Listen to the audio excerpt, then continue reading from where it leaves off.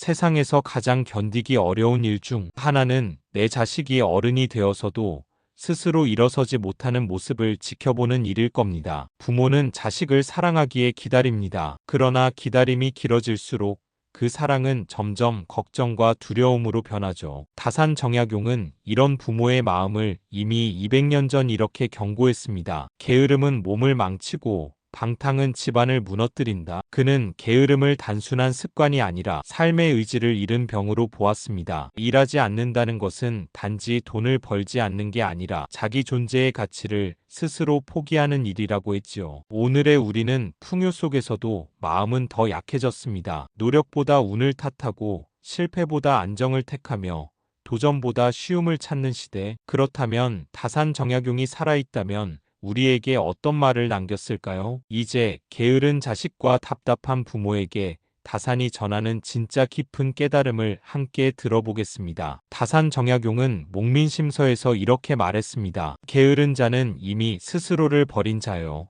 부지런한 자는 자신을 다시 일으킨 자다. 이 한 문장은 단순한 근면의 권유가 아닙니다. 그는 게으름을 인간의 본성 중 가장 위험한 도구로 보았습니다. 왜냐하면 게으름은 처음엔 휴식의 변명으로 시작하지만 결국엔 자기 인생을 타인의 책임으로 돌리게 만드는 병으로 변하기 때문입니다. 정약용이 살던 조선 후기 백성들은 하루를 먹고 살기 위해 새벽부터 들로 나가야 했습니다. 그럼에도 다산은 그 시대의 젊은이들에게조차 스스로 일어나라고 꾸짖었습니다. 그는 조상에게 물려받은 몸은 하늘의 것이니 게으름으로 썩게 하지 말라고 했죠. 인간의 몸과 마음을 하늘이 빌려준 도구로 여겼던 것입니다. 즉, 노동은 생존이 아니라 인간으로서의 도리였던 거죠. 오늘날 우리는 물질적으로는 풍요로워졌지만 마음의 게으름은 오히려 더 깊어졌습니다. 취업이 어렵다는 이유로, 세상이 불공평하다는 이유로 노력하기보다 세상을 탓하는 젊은이들이 많아졌습니다. 물론 사회 구조의 문제도 분명 있습니다. 하지만 다산의 관점에서 보면 그것은 변명일 뿐입니다. 그는 말했습니다. 모든 일은 마음에서 비롯되고 게으름은 마음의 병이다. 즉, 외부의 환경보다 더 위험한 것은 자신의 마음속에 자리한 포기와 무기력이라는 뜻입니다. 다산의 철학은 늘 인간의 내면 개혁에서 출발했습니다. 그는 청렴한 관리가 되려면 먼저 스스로의 게으름을 이겨야 한다고 강조했죠. 오늘날로 치면 아무 일도 하지 않으면서 불평만 하는 사람은 결국 스스로를 가난하게 만드는 사람이라는 말과 같습니다. 부모 입장에서 보면 더 가슴이 아픕니다. 자식이 30대가 되도록 일하지 않고 이제는 하고 싶은 일이 없다고 말할 때 부모는 묻습니다. 도대체 너의 인생은 누가 살아줄 수 있겠니? 하지만 정약용이라면 이렇게 답했을 겁니다. 자식을 일으켜 세우려면 먼저 부모가 기대를 내려놓아야 한다. 그는 기대라는 말 속에 숨어있는 집착을 경계했습니다. 부모가 자식을 끝없이 도우면 자식은 결국 세상을 배울 기회를 잃는다고 했죠. 다산은 실제로 아들들에게 편지를 쓸 때마다 너희가 나의 이름을 빛내야 하는 것이 아니라 스스로의 이름을 세워야 한다고 강조했습니다. 이는 곧 자립의 철학 그리고 책임의 윤리였습니다. 그의 말에는 공부하라보다 더 깊은 뜻이 있습니다. 그것은 스스로를 가르치라는 의미입니다. 누구의 강요가 아니라 자기 삶의 이유를 깨달아야 진짜 부지런함이 시작된다는 겁니다. 오늘날 30대 청년이 일하지 않는 이유는 단지 게으름 때문만은 아닙니다. 끝없는 경쟁, 불안한 미래, 좌절의 반복 속에서 의욕을 잃어버렸기 때문이죠. 하지만 다산의 눈으로 본다면 바로 그 순간이 인생을 다시 일으킬 마지막 기회입니다. 그는 좌절한 이들에게 이렇게 말했습니다. 한 번의 쓰러짐을 이유로 스스로를 버리지 말라. 작은 일이라도 다시 시작하면 그것이 곧 부활이다. 즉, 크고 대단한 일을 하라는 것이 아니라 작은 책임 하나라도 다시 지는 것이 인간으로서의 첫걸음이라는 겁니다. 오늘날 이 말을 적용하자면 직업이 무엇이든 상관없습니다. 설거지를 하든 택배를 하든 작은 일이라도 책임있게 하는 태도 속에 자기 존엄이 깃듭니다. 다산은 노동을 신성한 행위로 여겼습니다. 단순히 돈을 버는 수단이 아니라 인간이 인간답게 사는 방식이라고 했습니다. 결국 게으름이란 일의 부재가 아니라 의미의 부재입니다. 아무 일도 하지 않는 것은 세상에서 가장 슬픈 형태의 자기 방치입니다. 다산 정약용의 명언은 지금 우리에게 이렇게 속삭입니다. 사람은 일할 때 살아있고 움직일 때 희망이 피어난다. 그 말은 부모에게는 자식을 억지로 일으키라는 말이 아니며 자식에게는 누군가의 기대가 아니라 자신의 뜻으로 살아가라는 격려이기도 합니다. 다산의 말은 결국 이렇게 정리됩니다. 게으름은 마음의 병이지만 그 마음을 고칠 수 있는 의사 역시 자기 자신이다. 그리고 그 치료의 첫걸음은 바로 작은 움직임이다. 일어나 한 발 내딛는 그 순간 인생은 다시 시작된다. 현대 사회에서 부모와 자식 사이의 갈등 중 가장 깊은 상처는 일하지 않는 자식을 바라보는 부모의 마음에서 시작됩니다. 부모는 늘 말합니다. 너를 위해 다 해줬는데 왜 아무것도 하지 않니? 하지만 정약용의 시선은 조금 달랐습니다. 그는 사람이 스스로 일어나지 못하는 것은 게으름 때문만이 아니라 마음이 길을 잃었기 때문이다라고 했습니다. 즉, 게으름의 뿌리는 절망이라는 뜻입니다. 한 예를 들어볼까요? 서울에 한 30대 청년이 있었습니다. 대학을 졸업하고도 몇 년째 취업 준비만 반복하고 점점 자신감은 사라졌습니다. 그는 이렇게 말했습니다. 이젠 뭘 해야 할지도 모르겠어요. 하고 싶은 것도 없고 자신도 없어요. 그의 방에는 하루 종일 켜져 있는 컴퓨터, 침대 위에 놓인 간식, 봉지, 창문으로 들어오는 오후 햇살뿐이었습니다. 부모는 그런 아들을 보며 속이 타들어갔죠. 하지만 이 모습을 본다면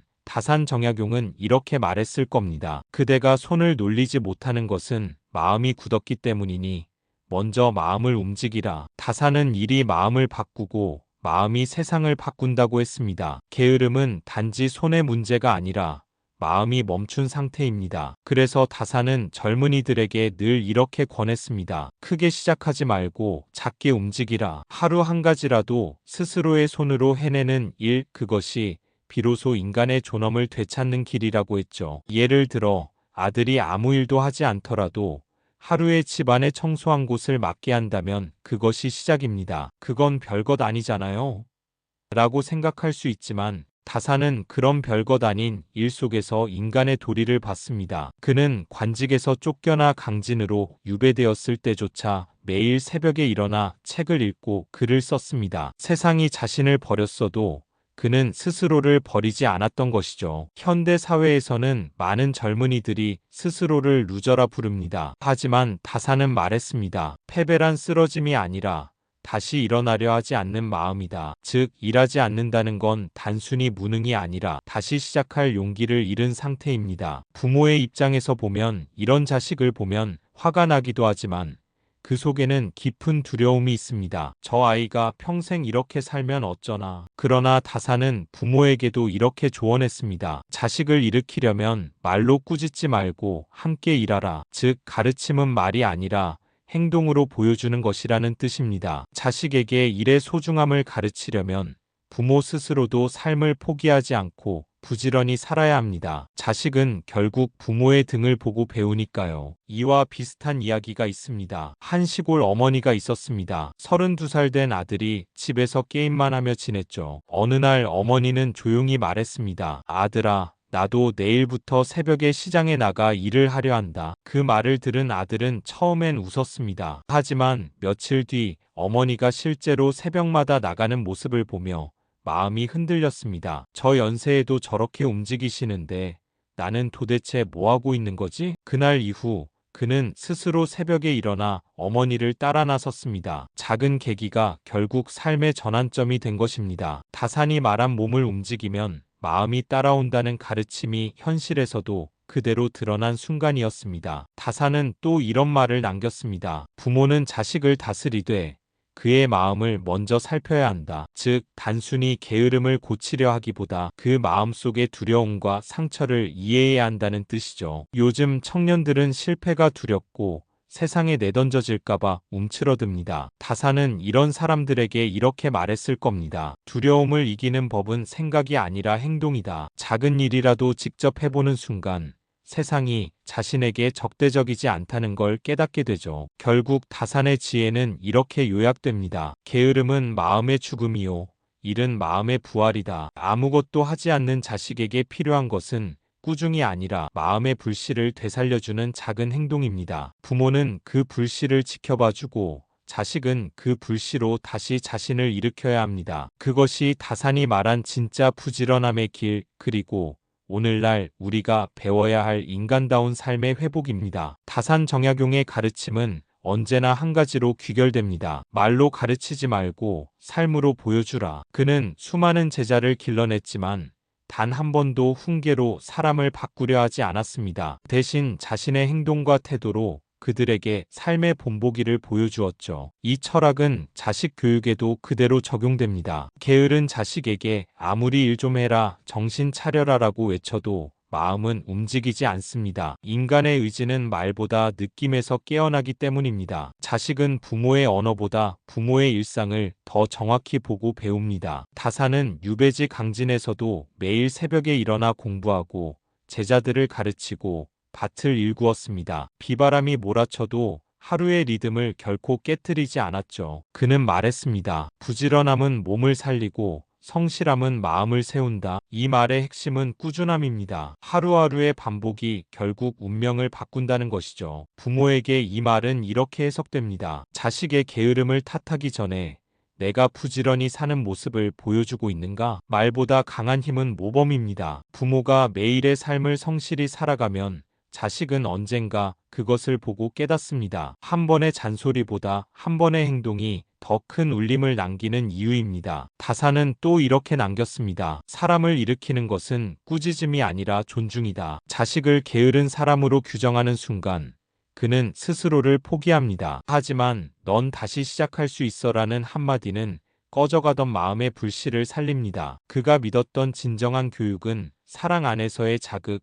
존중 속의 변화였습니다. 결국 게으름을 고치는 길은 강요가 아니라 함께 사는 삶 속에 있습니다. 부모는 말보다 모범으로, 자식은 핑계보다 행동으로 응답할 때 그 사이에 다산이 말한 진짜 삶의 지혜가 피어납니다. 그것이 곧 세대를 잇는 부지런함의 유산이며 다산이 남긴 가장 인간적인 가르침입니다. 다산 정약용은 인간의 삶을 한마디로 이렇게 정리했습니다. 사람은 일할 때 빛나고 게으를 때 어둡다. 이 말은 단지 노동의 미덕을 말하는 것이 아닙니다. 움직임 속에서 삶의 의미를 찾으라는 뜻입니다. 자식이 게으를 때 부모는 답답하고 화가 나지만 다산은 우리에게 이렇게 말합니다. 그대가 할 일은 꾸짖음이 아니라 기다림 속의 믿음이다. 인생은 각자의 속도로 피는 꽃과 같습니다. 어떤 이는 봄에 피고 어떤 이는 늦은 여름에야 피어납니다. 그러니 오늘의 게으름도 내일의 깨달음이 될 수 있습니다. 다산의 지혜는 결국 희망을 잃지 말라.